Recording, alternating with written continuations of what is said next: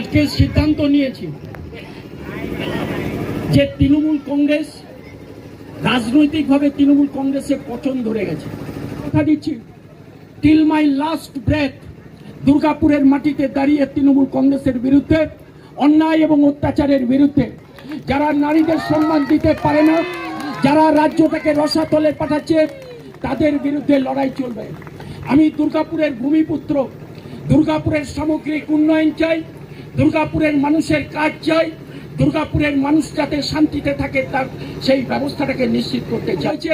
কিছু শিল্পপতি পুঁজিপতিদের হাতে তুলে দেওয়া হয়েছে, দুর্গাপুরটাকে বিক্রি করে দেওয়ার ষড়যন্ত্র চলছে।